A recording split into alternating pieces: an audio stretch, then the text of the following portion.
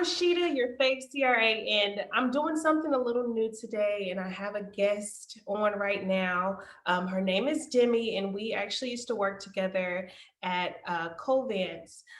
We met as monitors on a study. I really enjoyed working with her. She's one of the most hardworking monitors I've ever had the privilege to work with. And she's recently made a transition from being a monitor to being a clinical trial lead. And I want you, Demi, to introduce yourself, and then we'll get into how you started in clinical research and then how you transitioned into what you're doing now. Yeah, absolutely. Well, first, thank you for taking the time to talk with me today. My name is Demi McLennan, and like Rashida said, we worked together at Covance on a NASH trial, and it was really a pleasure to work with her. I have been a monitor for about 4 years now, and I've worked at 3 major CROs, currently still with Covance. And just recently, I did move into a clinical team lead role, which is similar to a clinical trial manager's or ClinOps lead, depending on the different company. They might call it something different, but I will be really transitioning into that role this and next month. Congratulations on that. Thank you. Yes, I'm very excited. So, how did you start in clinical research? I always ask this for anybody that I meet who's in this field because I think our paths are different in a lot of ways, and some people are able to enter when they're straight out of school. Some people transition from other industries. So, can you let me know how you transitioned into clinical research? Yeah, I agree with you. I think most people really fall into the career. It's not something when you go to college or to high school that you're like, I want to be a clinical researcher. Most people don't really know what it is. And like other people, I kind of fell into it. To keep a very long story short, I had other career plans, and I had signed an 8-year contract with the military. And then I had a weird medical adverse event, if you will. And I was no longer able to do that. And that had been the long-term plan. And someone close to me said, hey, you know what? I think you'd love clinical research. You're very organized. You like to travel. You get to be involved with science and with the medical field without directly being a doctor, being a nurse. So I went on YouTube and YouTubed everything I could about it, which is why it's so cool to me that you make these videos, Rashida. And yeah, I started applying for monitoring jobs, and I am unique in that I became a monitor with no previous clinical research experience. I had a very strong recommendation from my close personal contact, who was higher up in a CRO. And with her help, I was able to get some interviews and really prepare for the role extensively. Before I even got into the role, I read all of the ICH guidelines, tried to memorize them really, did all my background research. But even with that, it took me about several interviews over the course of a year and a half to get my foot in the door with the training program. That's awesome. I think it's always helpful to know someone who's in the industry who can give you some insight, number one, on the different routes that you can take. Because entry can come from a lot of different places. I know some people start at the site level and they become clinical research coordinators, and then Right. kind of move into the CRO side. So they work with some of the major contracting organizations. But definitely having someone that you can attach to and ask those questions of. And then also, referral links are extremely helpful too, because a lot of companies appreciate when their current employees know other people who want to become involved in the company because they trust you and you work there. And so I'm so happy that someone was able to kind of bring you along the way and get you in here. What's your background prior to clinical research? Like, what was your degree in college? Yeah, so actually, not medical related. My degree was in anthropology. Granted, my goal had been to do medical anthropology, but really I had no medical training, nothing, I didn't study biology, nothing of that nature. And then when my contract with the military disappeared, I got into personal training, and I ran a personal training business and worked out of several gyms. So I was kind of in that place where I know a lot of recent college graduates get, where they don't want to pursue a career in what their degree was in. And then it's like, now what? And, Yeah. something I talk about with my friends frequently is that in high school and in college, I was always an overachiever and I wanted to do something big, but I didn't want to be a doctor and I didn't want to be a lawyer and I didn't want to do the other, stereotypical or first thing you think of big things.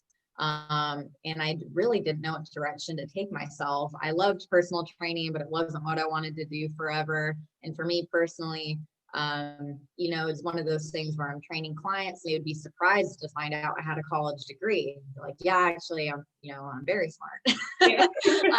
Anyway, I just realized that for me, that wasn't what I wanted to stay in. But yeah, like you said earlier, I think it's great to have those inside connections to help refer you, and also even just to look at your CV. I have a lot of coordinator friends who want to become CRAs, and they're great at their jobs and they know so much about clinical research, but even just wording their CV a different way, and highlighting the different aspects of their experience that someone on the inside can tell a coordinator, for instance, hey, highlight this because you're great at it and it directly relates to a monitoring job. Those things are very helpful and invaluable. Yes, it is extremely important to have someone in the clinical research field to look at your resume, because what I've noticed, because I've looked at a few people's resumes, and what I've noticed is that they don't know that they are transferable skills that they already have Absolutely. that can be used in the field already. And so I try to really talk to them about their experience. And then I start telling them, well, these are the things that we do here. And you're really doing the same thing right now. You have to verbalize that and show other people on that resume. So I highly recommend someone reviewing a resume that's in the clinical research field that can help you pull out that information. So good advice. Yeah. Yeah. And it's little things too. Like even if you're in sales, for instance, which you wouldn't think you have transferable skills maybe, but I've read a sales CV and they say that they do inventory. It's like, well, do you do accountability? Because that's a buzzword for your CV and you're really doing the same thing, or at least something similar that you can talk and expand on. But it's using those buzzwords on your CV for a recruiter or a hiring manager to go, oh, check the accountability box. Whereas in clinical research as a monitor, we don't inventory drugs, Mhm. but why not relate that? I love that. So are you like the go-to person with your friends and family to kind of Honestly, I try to be, for me, having someone who gave me such a great opportunity and pushed me into clinical research, I really try to pay it forward and I try to have other people pay it forward. For me, honestly, I feel like my greatest accomplishment this year is I've helped 4 different people get into clinical research. Wow. Um, and one coordinator become a CRA. And so I'm very, very happy to do that because I do think it's one of those things that is a great industry to be in. So many different opportunities, not only to move up, but to move laterally if you don't love what you're doing. Mhm. Um, and most people just don't know about it, but there's no reason everyone can't be great or put their foot in the door. Oh, I feel the same way. I love Yeah. introducing clinical research to people. I love connecting people to new opportunities and bigger opportunities, if that's something that they want to do. So for those 4 people that you were able to help get jobs, are they trying to become CRAs? Um, one was trying to become a CRA. She was a great coordinator, but had been trying and trying to get her foot in the door. And it wasn't, she It's did not. all the work and other people were helping her as well. But the other people were, similar to what I talked about earlier, got into a job after college. They weren't loving it. They thought they could do more and, work harder and apply themselves. But just didn't know where to go. And I said, why don't you come over to clinical research? Because if you don't like it, you can always leave. You're Oh, not stuck absolutely. here. And yeah, and like I said, there's so many different jobs. So, There are. So what advice would you give someone first starting off as a CRA? starting as a CRA, my biggest piece of advice maybe would be to find a mentor outside of your line manager and outside of your clinical team lead or your CTM, so that you have someone to ask questions, perhaps without judgment. I know for me as a new CRA, I really wanted to learn. I wanted to give it my best. But it's like anything, you don't know what you don't know. And sometimes I'd find myself on site and I'd know I wasn't knowing something. And not that you shouldn't reach out to your line managers or to your CTLs, but it was really nice for me to have someone experienced who I could even just shoot a text to and say, could you give me that little confidence boost that I'm doing this right? And it'd be like, yep, or hey, why don't you try that? And even now, I still have several mentors. Now for the CTL role, I'd love to get involved with mentoring new CRAs. But just having someone to bounce those ideas off of, I think, is really important as a new CRA. And of course, there's all the obvious technical skills and learning, but finding someone who you can rely on and who will make you feel better about your skills, I think, is really important.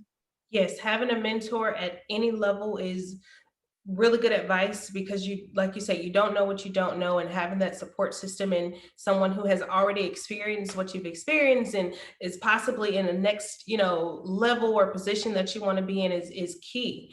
um Yeah. I When you're a monitor, and you as in me, in both of us, Yeah. you wonder what's on the other side of monitoring. Like, it's a struggle to get in as a monitor, and once you're there, it's like, okay, this is cool, but like, what's next? So how did you know that you were ready to transition into your role now?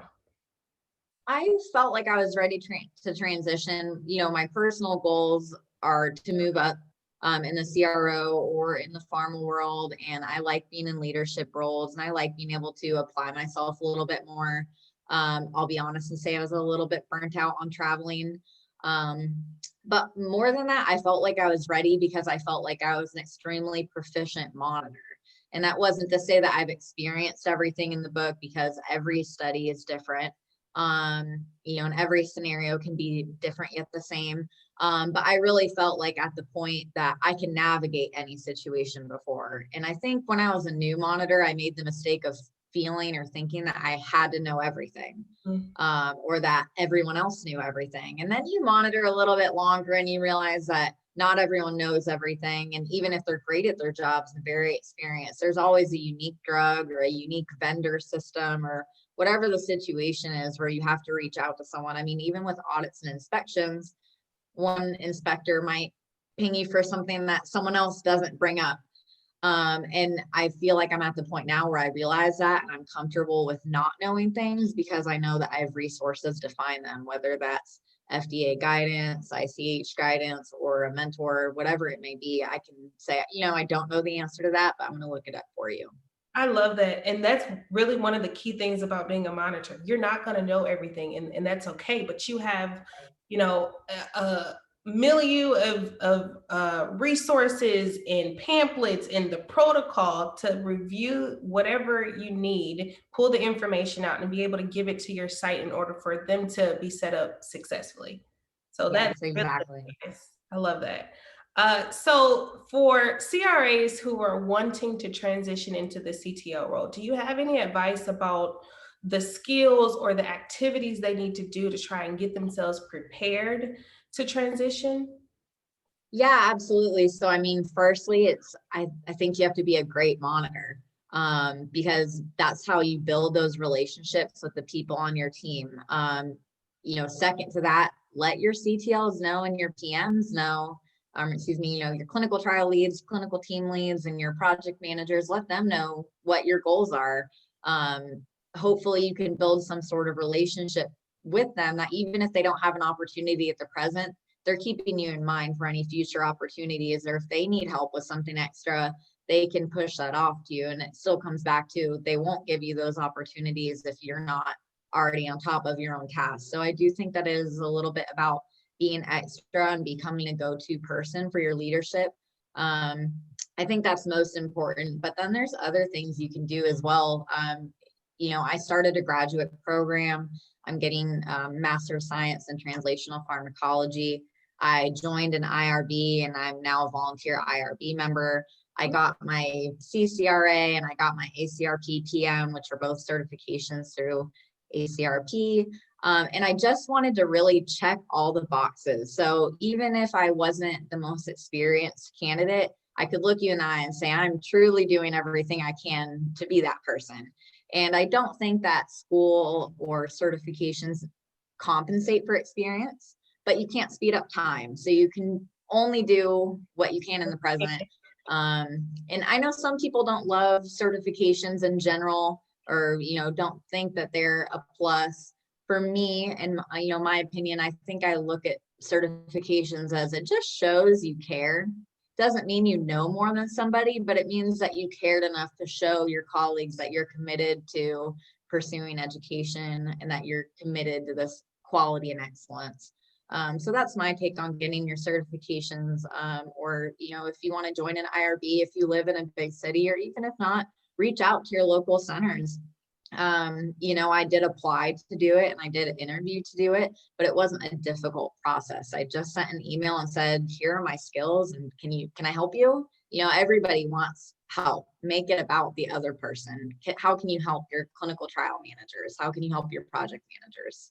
I love that. That's such good advice. So I'm not going to hold you any longer, but is there anything that you want to say to anybody who's wanting to pursue clinical research or transitioning into the CTL role or other roles that you want to talk about? Yeah, just to keep trying. Like I said earlier, I interviewed over the course of 1.5 years before even getting my foot in the door.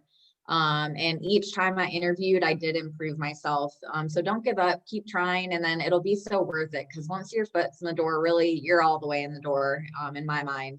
And then, do anything you can. Like if you want to be a CTL, I know for Covance at least, there's CTL onboarding trainings, but they're not behind a locked vault. So before I ever interviewed, I completed all those trainings and was able to tell my interviews, I've already onboarded. So, let's just go. But I think all companies have something like that where you can show that you're dedicated. And if you're not with the company yet and you're trying to get into clinical research, make those connections. I know I am very active on LinkedIn.